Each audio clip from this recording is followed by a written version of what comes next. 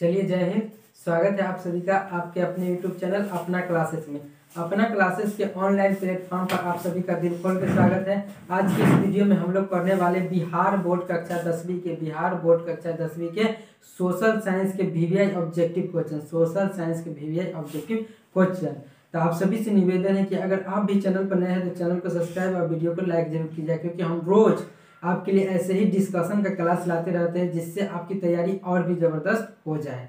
तो चलिए इस वीडियो को शुरू करते हैं। इससे पहले हमने सोशल साइंस का कई वीडियो अपलोड कर दिया है, डिस्कशन का कई वीडियो अपलोड कर दिया है। अगर आप लोगों ने नहीं देखा है तो उसको भी जाकर देख लीजिएगा। चलिए इस वीडियो को शुरू करते हैं। आज का आपका पहला प्रश्न हो जाएगा, भारत में राष्ट्रीय आपातकाल की घोषणा कब हुई? भारत में राष्ट्रीय आपातकाल की घोषणा कब हुई? 1975। बिल्कुल सही है, 1975 में ही राष्ट्रीय आपातकाल की घोषणा की गई थी, 1975 में। आपका अगला प्रश्न है, गैर संस्थागत वित्त प्रदान करने वाला सबसे लोकप्रिय साधन है। गैर संस्थागत वित्त प्रदान करने वाला सबसे लोकप्रिय साधन है महाजन। एक गैर संस्थागत है तो आपको ध्यान में रखना है कि महाजन ही जो होता है कि वित्त प्रदान करता है गैर संस्थागत से, तो आपको ध्यान में रखना है महाजन। आपका अगला प्रश्न है, लोक जनशक्ति पार्टी का चुनाव चिन्ह है। लोक जनशक्ति पार्टी का चुनाव चिन्ह क्या है? बंगला। बंगला यानी घर, वही होता है बंगला यानी घर। लोक जनशक्ति पार्टी का चुनाव चिन्ह है बंगला। जो रामविलास पासवान आपने नाम सुना होगा, उनका ही चुनाव चिन्ह है लोक जनशक्ति पार्टी। वो तो मर गए, उनका बेटा है चिराग पासवान, तो लोक जनशक्ति पार्टी उनका ही चुनाव चिन्ह है बंगला। आपको ध्यान में रखना है। आपका अगला प्रश्न है, मार्क्स ने 1867 ईस्वी में किस पुस्तक की रचना की जिसे साम्यवादियों का बाइबल कहा जाता है? मार्क्स ने 1867 ईस्वी में किस पुस्तक की रचना की जिसे साम्यवादियों का बाइबल कहा जाता है? तो बिल्कुल सही है, दास कैपिटल की रचना की थी किसने? तो कार्ल मार्क्स ने। और कब किया था? 1867 ईस्वी में। आपको ध्यान में रखना है, इसे साम्यवादियों का बाइबल भी कहा जाता है। दास कैपिटल की रचना की थी, तो आपको ध्यान में रखना है। आपका अगला प्रश्न हो जाएगा, अंकोर वाट का मंदिर कहाँ स्थित है? अंकोर वाट का मंदिर कहाँ स्थित है? तो बिल्कुल सही, कंबोडिया में ही अंकोर वाट का मंदिर स्थित है। और बात करें किस भगवान को समर्पित है? तो विष्णु भगवान को ये अंकोर वाट का मंदिर है, जो कि भगवान विष्णु का है। आपको ध्यान में रखना है। और कहाँ स्थित है अंकोर वाट का मंदिर? तो कंबोडिया में। आपका अगला प्रश्न है, ऑपरेशन फ्लड क्या है? ऑपरेशन फ्लड क्या है? डेयरी विकास से। ऑपरेशन फ्लड है डेयरी विकास से। आपको ध्यान में रखें, डेयरी विकास यानी दूध उत्पादन हो जाएगा। वही श्वेत क्रांति भी पूछ ले तो वो भी होता है दूध उत्पादन से ही संबंधित है, तो आपको ध्यान में रखना है ऑपरेशन फ्लड डेयरी विकास। डेयरी यानी दूध उत्पादन, आपको ध्यान में रखना है। आपका अगला प्रश्न हो जाएगा, all India Trade Union Congress की स्थापना किस वर्ष हुई? All India Trade Union Congress की स्थापना का किस वर्ष हुआ? 1920 में। आपका बिल्कुल सही है, 1920 में ही All India Trade Union Congress की स्थापना की गई थी, 1920 में। आपका अगला प्रश्न हो जाएगा, पटना का प्राचीन नाम क्या था? पटना का प्राचीन नाम क्या था? पाटलिपुत्र। बिल्कुल सही है, पटना का प्राचीन नाम था पाटलिपुत्र। आपको ध्यान में रखना है। आपका अगला प्रश्न है, विश्वव्यापी आर्थिक मंदी किस वर्ष आरंभ हुई? विश्वव्यापी आर्थिक मंदी किस वर्ष प्रारंभ हुआ था? 1929। बिल्कुल सही है, 1929 में ही विश्वव्यापी आर्थिक मंदी की आरंभ हुआ था, 1929 में। आपका अगला प्रश्न है, भारत की राष्ट्रीय आय का सर्वप्रथम अनुमान किसने लगाया था? भारत के राष्ट्रीय आय का सर्वप्रथम अनुमान किसने लगाया था? तो दादा भाई नौरोजी ने ही सर्वप्रथम राष्ट्रीय आय का अनुमान लगाया था। सर्वप्रथम राष्ट्रीय आय का अनुमान किसने लगाया था भारत में? तो दादा भाई नौरोजी ने। आपको ध्यान में रखना है। आपका अगला प्रश्न हो जाएगा, भारत में करेंसी नोट कौन जारी करता है? भारत में करेंसी नोट कौन जारी करता है? आरबीआई। बिल्कुल सही है, आरबीआई यानी reserve bank of India. RBI का फुल फॉर्म हो जाएगा रिजर्व बैंक ऑफ इंडिया। तो आपको ध्यान में रखना है कि भारतीय रिजर्व बैंक ही जो है कि करेंसी नोट जारी करता है, आरबीआई। आपका अगला प्रश्न है, रबी की फसल किन महीनों में बोई जाती है? रबी की फसल किन महीने में बोई जाती है? अक्टूबर नवंबर में। तो अक्टूबर नवंबर में ही रबी की फसल बोई जाती है, आपको ध्यान में रखना है। आपका अगला प्रश्न हो जाएगा, निम्नलिखित में से कौन छोटे पैमाने का उद्योग होता है? आपको 4 ऑप्शन दे देगा और पूछेगा निम्नलिखित में से कौन छोटे पैमाने का उद्योग होता है? तो खिलौना उद्योग। खिलौना उद्योग जो होता है छोटे पैमाने का उद्योग होता है। बढ़ते हैं हम आगे की ओर। आपका अगला प्रश्न हो जाएगा, भारत अंतर्राष्ट्रीय स्तर पर किस क्षेत्र में महाशक्ति के रूप में अक्सर रहा है? सॉफ्टवेयर। तो सॉफ्टवेयर के रूप में भारत जो है कि महाशक्ति के रूप में अक्सर रहा है, तो आपको ध्यान में रखना है सॉफ्टवेयर के क्षेत्र में। आपका अगला प्रश्न है, निम्नलिखित में से कौन व्यावसायिक फसल नहीं है? तो आपको 4 ऑप्शन दे देगा और पूछेगा कि व्यावसायिक फसल कौन नहीं है? तो गेहूं जो कि है कि व्यावसायिक फसल नहीं है। वहीं पे व्यावसायिक फसल की बात किया जाए तो गन्ना, जूट, तंबाकू ये सब क्या है? व्यावसायिक फसल है, यानी कि कच्चा माल है ये सब, आपको ध्यान में रखना है। आपका अगला प्रश्न हो जाएगा, एक समाजवादी अर्थव्यवस्था में सर्वाधिक बल किस पर दिया जाता है? सर्वाधिक बल किस पर दिया जाता है? लोक कल्याण के ऊपर। लोक कल्याण के ऊपर ही ज्यादा ध्यान दिया जाता है। एक समाजवादी अर्थव्यवस्था में सर्वाधिक बल लोक कल्याण के ऊपर दिया जाता है। आपका अगला प्रश्न हो जाएगा, पंचायती राज के त्रिस्तरीय रूप में इनमें से कौन शामिल नहीं है? पंचायती राज के त्रिस्तरीय रूप में इनमें से कौन शामिल नहीं है? नगर निगम। तो नगर निगम है जो कि पंचायती राज के त्रिस्तरीय में शामिल नहीं है, आपको ध्यान देना है कि नहीं है। तो नगर निगम है जो कि पंचायती राज के त्रिस्तरीय में शामिल नहीं है। कौन कौन है? अगर पूछ ले कि पंचायती राज व्यवस्था में त्रिस्तरीय रूप में कौन कौन है, तो हो जाएगा मुख्य पार्षद हो जाएगा, यानी ग्राम पंचायत हो जाएगा, पंचायत समिति हो जाएगा और जिला परिषद, ये 3 हो जाएगा। आपको ध्यान में रखना 3 कौन कौन? ग्राम पंचायत, पंचायत समिति और जिला पार्षद, ये 3 जो होता है त्रिस्तरीय पंचायती राज का रूप होता है। और बात करें त्रिस्तरीय पंचायती राज की, तो त्रिस्तरीय पंचायती राज कब लागू हुआ था? तो 1959 में 2 अक्टूबर 1959 को त्रिस्तरीय पंचायती राज लागू हुआ था। और कहाँ से लागू हुआ था? तो नागौर राजस्थान से लागू हुआ था। त्रिस्तरीय पंचायती राज और 1959 में लागू हुआ था।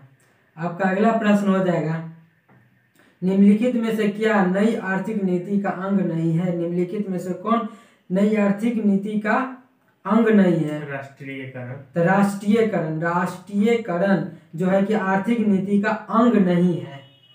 आपका अगला प्रश्न हो जाएगा, लौह अयस्क है। लौह अयस्क है, क्या है लौह अयस्क? अनवीकरणीय संसाधन। अनवीकरणीय संसाधन। लौह अयस्क है जो कि अनवीकरणीय संसाधन है। अनवीकरणीय मतलब कि बहुत पहले की, नवीन नहीं है मतलब कि पुराना है, तो पुराना। लौह अयस्क क्या है? बहुत पहले से चलते आ रहा है, तो वो हो गया अनवीकरणीय। नवीकरणीय जिसका जो नया है उसको नवीकरणीय संसाधन बोलते हैं, ठीक है। तो नवीकरणीय संसाधन में एक तरह से हो जाएगा सौर ऊर्जा, हाँ, जो सौर ऊर्जा, मोमबत्ती, ये सब हो जाएगा नवीकरणीय। मतलब नवी से याद रखना है नया, तो नया जो है अभी जिसका उपयोग हम लोग अभी तत्काल में करते आ रहे हैं, तो मोमबत्ती हो गया, सौर ऊर्जा हो गया, विद्युत बल्ब हो गया, तो ये सब क्या है? नवीकरणीय संसाधन। अनवीकरणीय जो नया नहीं है, मतलब बहुत पहले से उपयोग हो रहा है, तो वो हो जाएगा अनवीकरणीय संसाधन। आपका अगला प्रश्न हो जाएगा, लोकतंत्र जनता द्वारा तथा जनता के लिए शासन व्यवस्था है, यह किसने कहा था?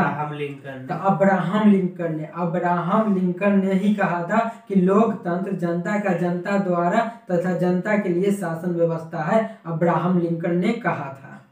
आपका अगला प्रश्न है, धर्म को राजनीति से अलग नहीं किया जा सकता, किसने कहा था? महात्मा गांधी। तो बिल्कुल सही है, महात्मा गांधी ने ही कहा था कि धर्म को राजनीति से अलग नहीं किया जा सकता है, यह कथन कहा था महात्मा गांधी ने। आपका अगला प्रश्न है, हिंद स्वराज पुस्तक के लेखक कौन थे? हिंद स्वराज पुस्तक के लेखक कौन है? तो महात्मा गांधी द्वारा लिखित पुस्तक है हिंद स्वराज, तो आपको ध्यान में रखना है।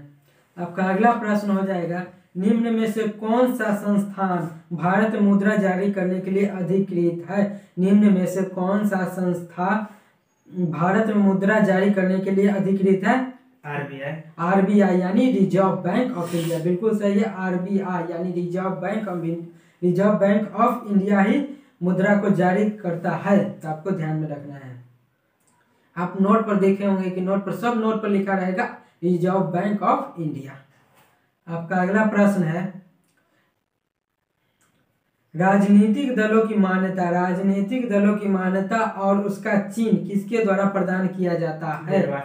निर्वाचन आयोग द्वारा ही राजनीतिक दलों की मान्यता और उसका चिन्ह प्रदान किया जाता है। जब चुनाव होता है तो उसका चिन्ह कौन प्रदान करता है? निर्वाचन आयोग प्रदान करता है। आपका अगला प्रश्न हो जाएगा, कौन से संशोधन अधिनियम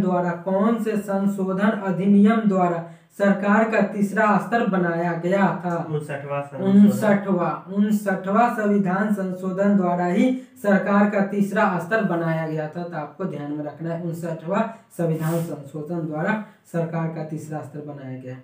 आपका अगला प्रश्न है, भारत में किस खनिज का अभाव है? लेड है, जो कि भारत में बहुत अभाव है। भारत में किस खनिज का अभाव है? तो लेड।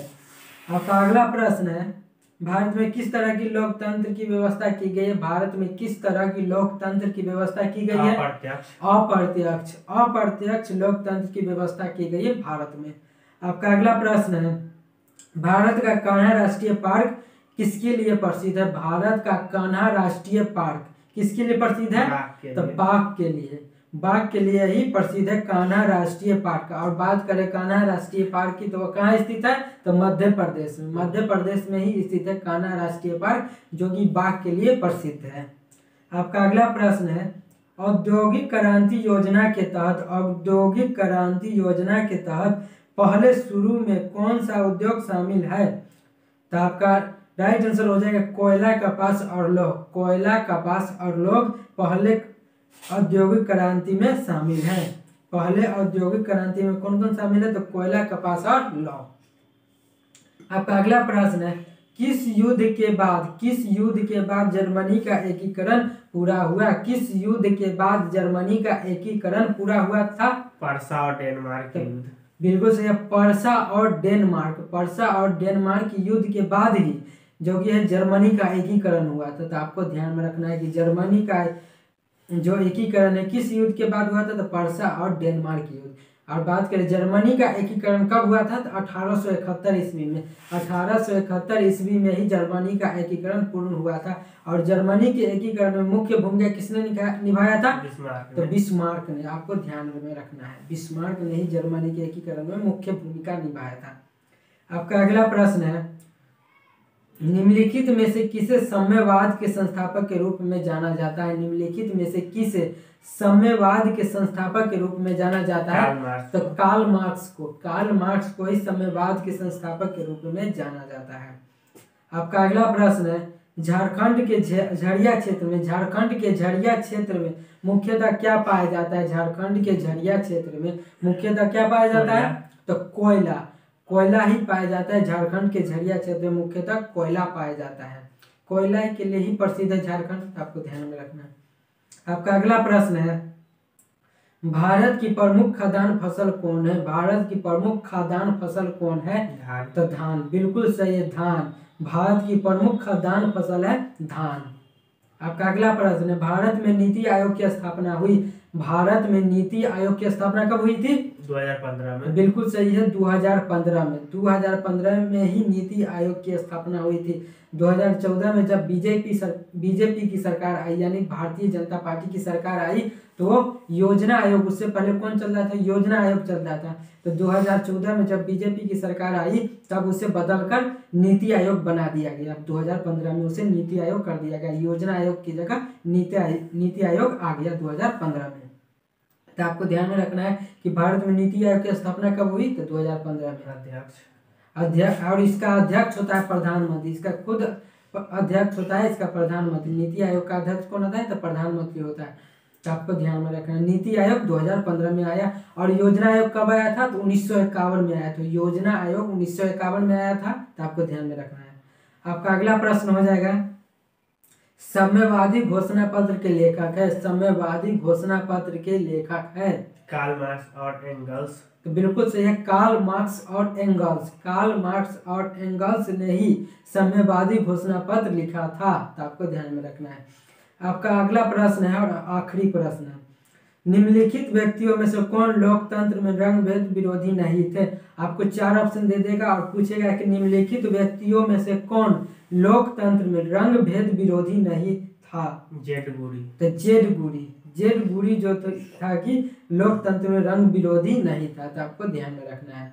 तो ये था बिहार बोर्ड कक्षा 10वीं के सोशल साइंस यानी सामाजिक विज्ञान का वीवीआई ऑब्जेक्टिव प्रश्न, जो कि हमने आपके साथ साझा किया है। हम रोज आपके लिए ऐसे ही वीडियो लाते रहते हैं, तो प्लीज़ आपसे हाथ जोड़ के निवेदन है कि प्लीज़ चैनल को सब्सक्राइब कीजिएगा और वीडियो को लाइक कीजिएगा, क्योंकि हम रोज आपके लिए ऐसे ही डिस्कशन का क्लास लाते रहते हैं।